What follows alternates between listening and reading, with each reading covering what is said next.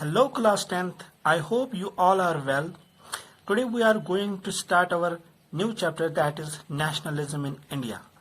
Nationalism, as you know, means patriotism or feeling of love for nation. In this chapter we are going to discuss two important movements.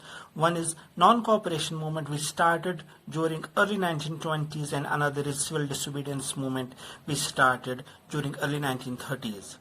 Before going to discuss these two movements, we will see how growth of nationalism increases in India and how Mohandas Karamchand Gandhi started his journey in Indian National Congress. Growth of nationalism started during the first decade of the 20th century till 1919. New economic and political issues arise. There were certain reasons behind it. One was British expenditure increased after the World War I, and they asked her colonies that you have to pay more tax. Villagers were asked to recruit. They were forced to recruit in the army and were sent into the wars. Next one was in 1921-22, due to famine and epidemic, around about 12 to 13 million people were perished. Next, crops were failed and there was shortage of food.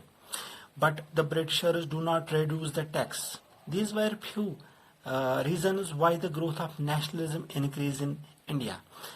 Now we will see the INC. As you know that Indian National Congress was divided into three phases. The first one was that of moderates, the second one was that of radicals, and the third one is known as Gandhian era. Mohandas Karamchand Gandhi, as you know that he returned to India in January 1915. As you know, he had come from South Africa, where he had successfully fought the racist regime with a novel method of mass agitation which he called Satyagraha.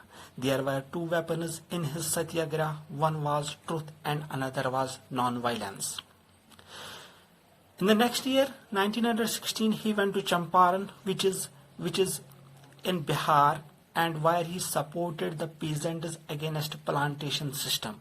These peasants have to produce indigo in their fertile lands, and the planters gave them less amount of money instead of producing the indigo. In the next year, 1917, he went to Kheda, which is in Gujarat, where he supported the peasants to relax the tax.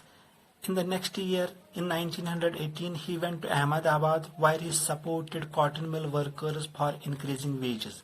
These cotton mill workers have to work for longer hours, and they were given less amount of wages.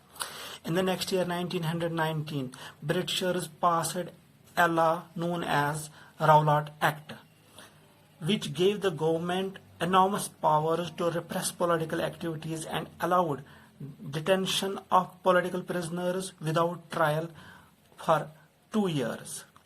Mohandas Karamchand Gandhi wanted non-violent civil disobedience against such injustice law. So he started Rowlatt Satyagraha. Rowlatt Satyagraha started with strikes all over India. On April 9, 1919, two important leaders of Congress, one was Dr. Satyapal and another was Dr. Kishley, were arrested by the Britishers. These two leaders were supposed to make arrangements for Congress session which was going to be held in December 1919. The people of Amritsar gathered in Jallianwala Bagh to protest against the arrest of Congress leaders and against the Rowlatt Act. When this news reached to General Michael O'Dwyer, he, along with his 50 troops, went to Jallianwala Bagh and ordered his troops to fire upon the innocent people. About 379 people were died and 1200 were injured in Jallianwala Bagh massacre. It was the 13th April 1919. The 13th April is also celebrated as Baisakhi Day in Punjab. When this news reached to Gandhiji, he withdrew the Rowlatt Satyagraha. Several important leaders gave up their titlehoods. Among them was Rabindranath Tagore, who gave up knighthood, and Sankaran Nair, who was the member of Executive Council. He also gave up his post. That was the result of Jallianwala Bagh massacre. Thank you. Stay at home. Stay blessed. Stay safe.